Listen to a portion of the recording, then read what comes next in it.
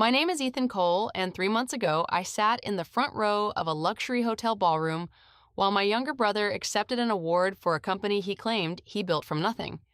Cameras flashed, investors applauded, reporters crowded around him like he was some kind of genius entrepreneur who changed the future of tech. And the entire time, he had no idea I legally owned 51% of the company he was celebrating. What hurt the most wasn't the money. It wasn't even the betrayal. It was the fact that I spent 6 years believing my own family would never do this to me. My brother Ryan used to tell people we were best friends growing up. That wasn't true. We were competitors from the day he learned how to walk. Ryan had charm, the kind that made teachers forgive him, made girls notice him, made people trust him instantly. I had ideas, quiet ones, the kind nobody listened to until they started making money. When we were kids, my parents treated Ryan like the future of the family. Dad called him a born leader. Mom framed every little achievement like it belonged in a museum. Meanwhile, I was the smart one, the dependable one, the son who didn't need praise because apparently intelligence was supposed to survive without love. I stopped expecting fairness a long time ago. At 26, after years of coding in tiny apartments and surviving on vending machine dinners, I finally built something that mattered, a logistics software platform that could predict supply shortages before they happened. It started as a side project while I worked night shifts in IT support. Within 8 months, small businesses were testing it. Within a year, investors were calling me.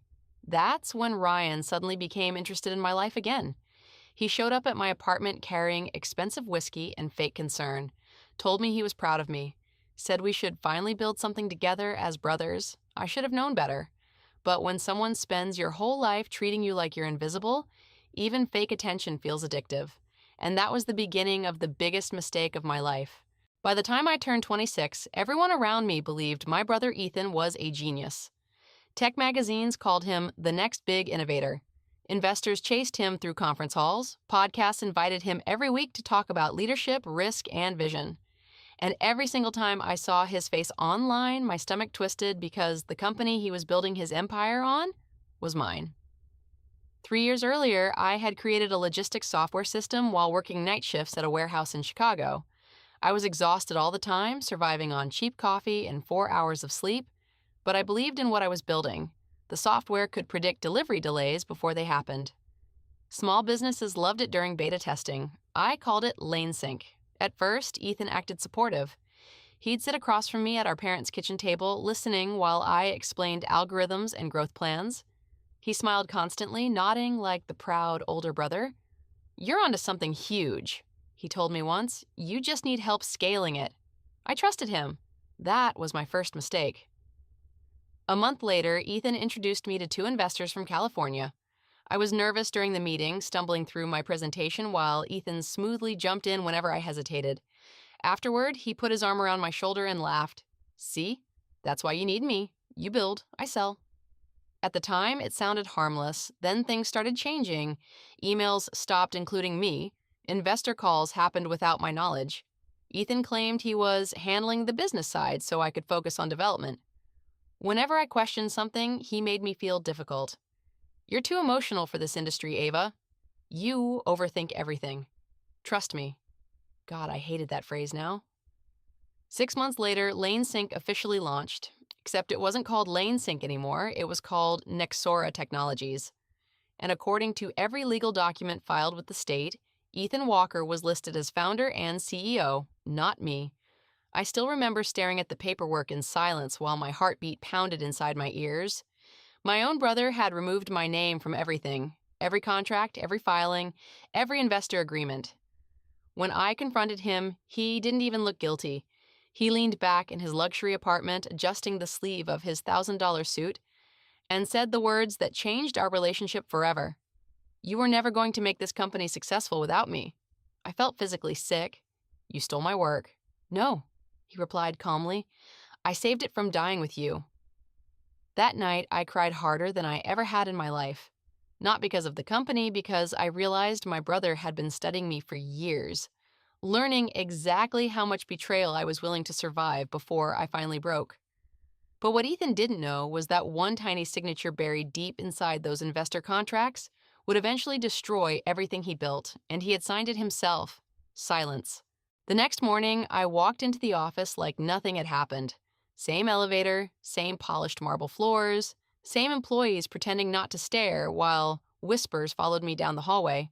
But something had changed overnight. People weren't looking at Ethan with admiration anymore, they were looking at him with questions. And Ethan knew it. The emergency board meeting was scheduled for noon.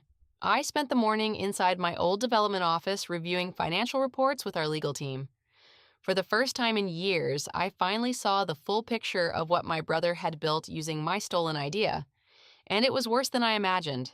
The company was bleeding money, hidden debts, investor pressure, delayed vendor payments, fake growth projections. Ethan had spent millions creating the illusion of success while quietly losing control behind the scenes. The flashy interviews, the luxury office, the magazine covers, it was all smoke. Around 11:30, Marcus walked into my office carrying another folder.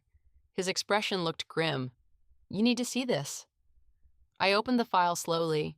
Inside were internal emails between Ethan and the CFO. My stomach tightened. They knew. Not only had Ethan stolen my prototype years ago, but several executives knew the original technology belonged to me. One email stopped me cold. "If Claire ever comes back, we're finished." I stared at the sentence for several seconds. Finished. That's what they were afraid of all along. Not because I wanted revenge, because they knew the truth. Marcus leaned against the desk quietly. "There's more."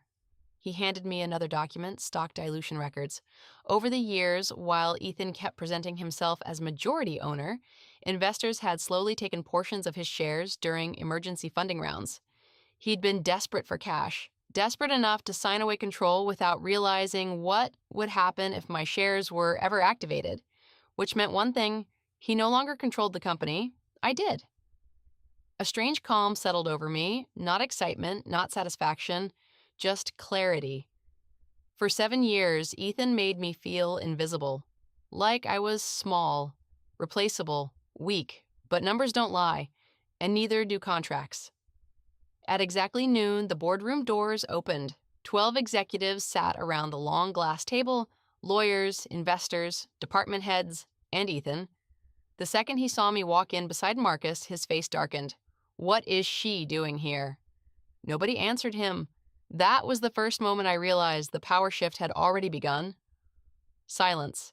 The courtroom was silent except for the sound of Vanessa's lawyer flipping through papers with trembling hands. My brother sat across from me in a gray suit that suddenly looked 2 sizes too small. Just 6 months ago, Ethan Carter had been standing on magazine covers calling himself the youngest tech genius in Boston. Now he couldn't even look me in the eye. The judge adjusted her glasses. "Ms. Carter, are you confirming under oath that you legally purchased 51% of Carter Byte Technologies through Blackridge Investments 2 years ago?" "Yes, Your Honor." A ripple spread across the room. Ethan finally looked up. His face was pale. "You planned this?" he whispered. "You've been planning this the whole time?" I stared at him for a long moment before answering. "No, Ethan. I plan to trust you." That hurt him more than anything else I could have said. His lawyer quickly stood. "Your Honor, my client was unaware of Ms. Carter's ownership position because the shares were purchased anonymously through a parent investment group, which is perfectly legal."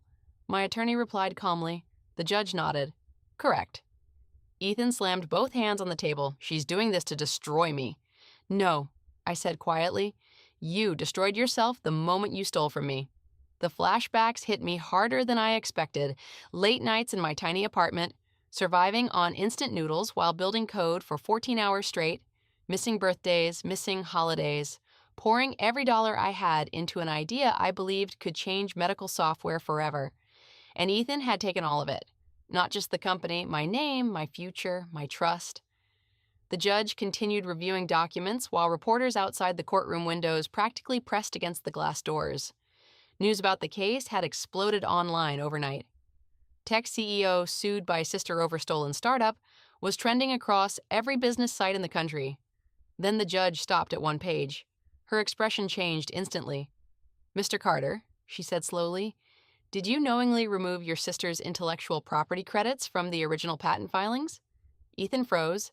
That silence told everyone the answer before he even spoke. My attorney slid another folder across the table. We have the original time-stamped files from Ms. Carter's laptop dated 11 months before Carter Byte Technologies officially existed. The judge opened the folder carefully, and Ethan's entire future started collapsing right in front of him. Silence. The courtroom was silent except for the sound of my brother's lawyer flipping through papers with nervous hands. Ethan sat across the room in a tailored navy suit that suddenly looked too expensive for a man who realized his entire empire was slipping through his fingers. For the first time in our lives, he wasn't smiling. The judge adjusted her glasses and looked directly at him. Mr. Holloway, are you aware that the plaintiff legally retained majority ownership in Holloway Technologies through the original incorporation documents? Ethan's face lost color. That's impossible. I almost laughed at how familiar those words sounded. 8 years ago, when he stole my startup pitch and told investors it was his vision, I had said the exact same thing. Impossible. Back then, I was 24, exhausted, and stupid enough to trust my older brother. I built the software while Ethan handled the networking. That was our agreement. I wrote code through sleepless nights in a tiny apartment while he attended conferences pretending to be the genius founder. Every investor meeting ended the same way. Ethan, brilliant presentation. And I stayed quiet because he was family. Until the day I discovered he'd removed my name from the company website entirely. No warning, no conversation, just erased. I still remembered confronting him in the parking garage outside headquarters, rain pouring down, my hands shaking so hard I could barely hold my phone. You stole my company. No, he had replied calmly. I saved it from you. Then he drove away while I stood there soaked and humiliated, listening to the sound of employees whispering behind me. But Ethan had made one mistake. He underestimated the quiet people. He thought, because I avoided attention, I avoided strategy too.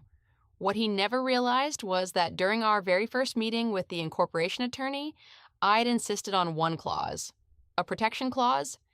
If either founder attempted to remove the other unfairly, ownership shares would automatically revert to the original majority holder, me, 51%. At the time, Ethan laughed and called me paranoid. Then he signed it anyway without reading the full document. Now that single signature was destroying him. His lawyer cleared his throat. Your Honor, my client was unaware of this clause. The judge looked unimpressed. Failure to read legal agreements does not invalidate them. A quiet murmur spread across the courtroom gallery. Reporters leaned forward. Ethan's investors looked furious, and then his phone buzzed. Once, twice, 3 times. He glanced down at the screen, and I watched panic finally break through his carefully built confidence. One investor after another was pulling out in real time. The company's stock had already started falling. For the first time since Ethan stole my future, he looked exactly how he had made me feel all those years ago. Powerless, silence. The courtroom was silent when the judge asked the final question. Mr. Carter, are you denying that Ms. Evelyn Carter legally owned 51% of Nexora Technologies before the acquisition? Dylan's face had completely lost its color. The same man who used to walk into meetings with perfect confidence now looked like he could barely breathe. His lawyer whispered something urgently into his ear, but Dylan just stared at me across the room, like he still couldn't understand how any of this was happening, because for years he believed I was weak, too emotional, too quiet, too forgiving. That was his biggest mistake. Yes, Dylan finally said, his voice cracking. I didn't know she still had those shares. The judge adjusted his glasses. Whether you knew or not is irrelevant. The documents are valid. A few people in the courtroom exchanged looks. Reporters sitting in the back typed furiously into their laptops. I could already imagine tomorrow's headlines. Tech golden boy sued by his own sister. But none of it gave me satisfaction the way I thought it would. Because sitting there watching my own brother fall apart in public, I realized something painful. I still remembered the boy who used to walk me to school when we were kids, the brother who promised we'd build something together one day. Somewhere along the way, greed replaced him. The judge continued speaking, but my attention shifted when Dylan suddenly stood up. This is ridiculous, he snapped. She's acting like some victim, but none of this would even exist without me. The room froze. I looked at him carefully. Even now. Even after everything. He still couldn't admit what he had done. You stole my work, I said quietly. No, he shot back. I improved it. That one sentence erased the last piece of guilt I had left, because people who love you don't destroy you and call it ambition afterward. The judge ordered a 15-minute recess before the final ruling. As everyone began leaving the courtroom, Dylan moved toward me quickly. Evelyn, wait.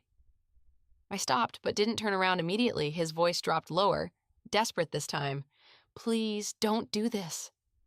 Slowly, I faced him. For the first time in my life, my older brother looked afraid of me.